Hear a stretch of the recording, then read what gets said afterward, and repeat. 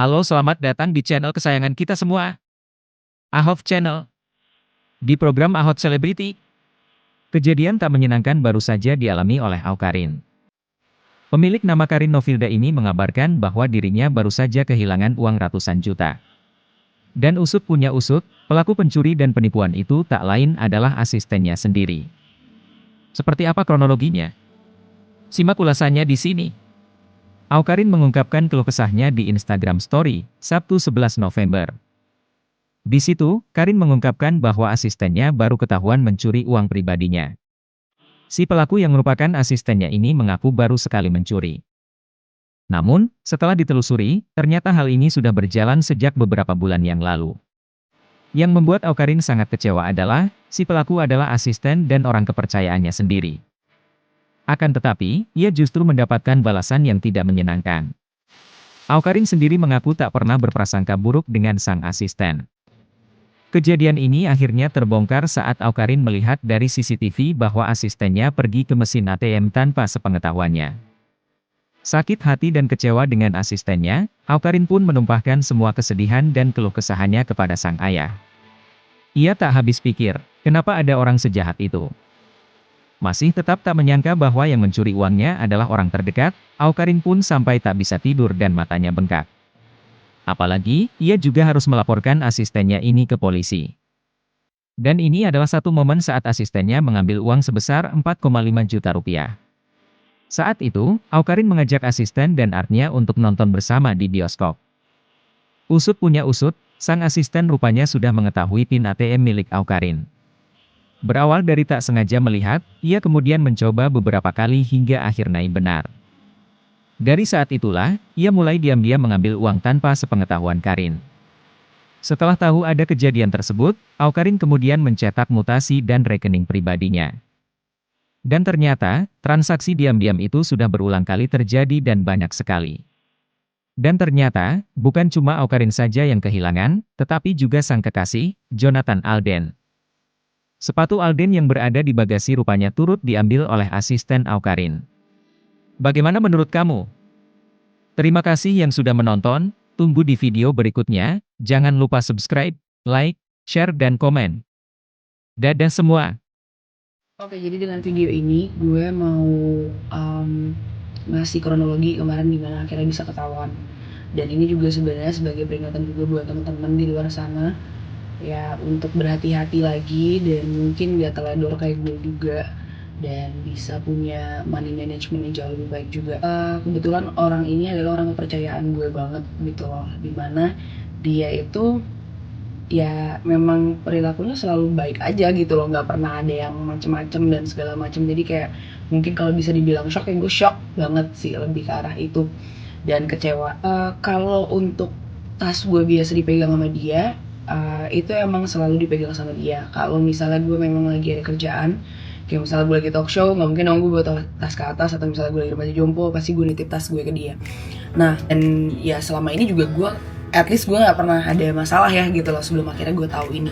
Jadi kemarin di hari Jumat itu gue lagi nggak banyak transaksi lewat ATM gue ini. Nah kemudian gue itu pas siang itu pergi ke oyster dealer punya temen gue, dimana gue perginya cuma sama asisten gue ini Alden yang bertiga.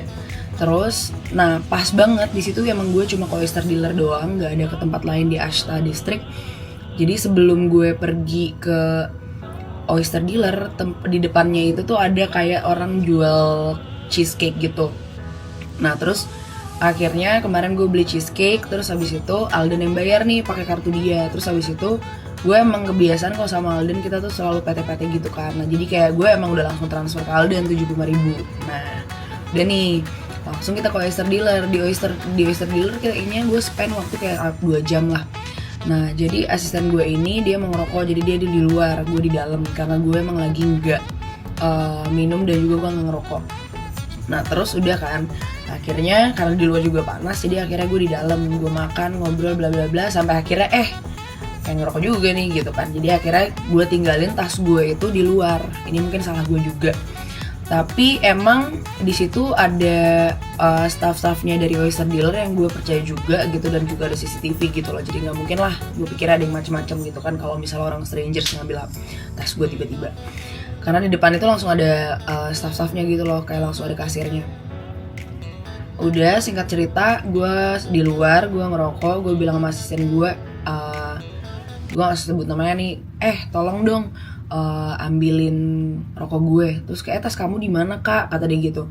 Di dalam, gue bilang kayak gitu. Terus kayak, udah aku taruh sini ya, soalnya takut nanti ada orang yang ngambil, kata dia kayak gitu. Oh ya udah. Dan itu nggak lama, waktunya cuma kayak beberapa detik doang, dia ngambil udah taruh langsung.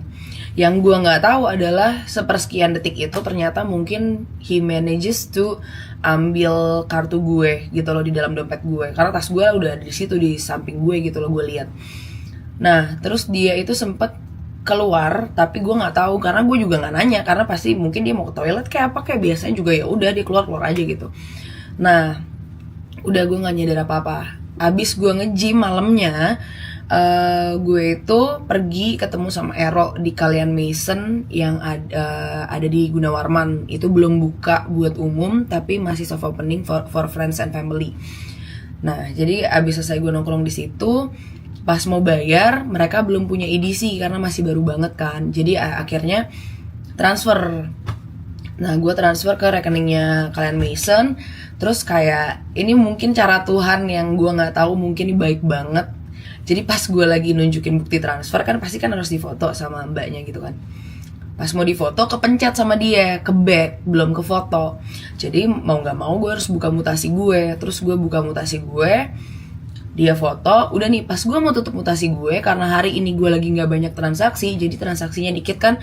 Nah terus gue lihat tarikan ATM 2,5 juta dan tarikan ATM 2,5 juta. Jadi ada 2 kali itu 5 juta. Note that untuk orang yang deket banget sama gue pasti tahu gue itu hampir tidak pernah ngambil duit di ATM. Jadi kalau misalnya pun gak ngambil duit, pasti gue bilang kayak misalnya ke asisten gue, tolong ambilin duit dong di ATM, nanti gue langsung transfer gitu. Atau misalnya Alden gitu lagi ke ATM, titip dong, aku langsung transfer. Jarang banget gue ke ATM untuk ngambil duit kecuali di luar negeri. Kemudian gue bingung apaan nih, gue bilang ke Mel, kayaknya dia ngambil duit gue deh dari kartu ATM gue. Nah gue bingung karena asisten gue ini, gue nggak pernah ngasih pinnya ke dia, dan gue tahu gue juga ya dia nggak tahu gitu kan. Terus abis itu langsung dong gue konfront. Jadi ada grup kayak internal gitu yang kayak cuma 5 orang isinya, dan itu ada dia tuh kayak Karin Snitch-nya gue. Nah terus habis itu gue bilang, ini apaan? Gue bilang kayak gitu, kok ada transaksi tarikan ATM ya? Terus dia langsung bilang, hah kak apaan tuh? Terus gue langsung telepon dong. Gue bilang, ini apaan ya? Terus kayak, aku nggak tahu kak, soalnya aku juga nggak tahu pin kamu kan. Terus kayak udah tolong telepon Cantika, teleponin ke bank sekarang. Gue pengen tahu itu transaksi di mana. Gue tuh takutnya maksudnya ada yang carding kartu gue apa gitu loh, tapi kan carding itu biasanya kredit card ya. Nah dan kalau di Indonesia kan juga kayak misalnya lu ngambil harus butuh pin gitu loh, dan butuh kartu fisiknya gitu loh. Gue pas itu gue belum ada pikiran gitu loh ke dia, karena kan kayak nggak mungkin gitu loh. Terus abis itu gue langsung telepon Cantikanya langsung. Takutnya gak disampein, gue langsung telepon lah Cantika, Chan tolong telepon. Terus habis itu nggak lama dari itu BCA ngasih tahu ada tarikan di ATM Ashta District, which gue nggak ke ATM sama sekali. So valid banget, ini pasti orang yang sama gue di sana. Alden was with me the whole time gitu loh, dan juga ngapain juga Alden gitu loh. Terus kayak dan kayak di situ tuh nggak ada siapa-siapa yang kemungkinan tahu pin gue gitu loh. Dan gue langsung telepon si Andika yang punya Oyster Dealer nih, boleh nggak cekin CCTV gue lo, karena kayaknya dia ngambil duit gue nih. Gue curiga sama asisten gue. Terus kayak oke, gue cek. Pas dicek dia bilang, dia ngasih lah videonya, ada memang part dimana dia lari keluar dari Oyster Dealer. Itu beneran lari ya, bukan yang kayak jalan cepet, lari. Jadi konklusinya di situ gue belum bisa nih nuduh nih. Konklusinya adalah kayak ya possible banget buat beberapa menit itu, 10 menit dia keluar cari ATM, ambil balik lagi dan meletakkan kartu gue di gimana mestinya, karena dia megang kan tas gue. Udah. Nah terus habis itu gue konfront dia dong, tolong jujur dong, ini gue akan ngambil CCTV lo dari ATM, gue akan bikin laporan, gue bilang kayak gitu.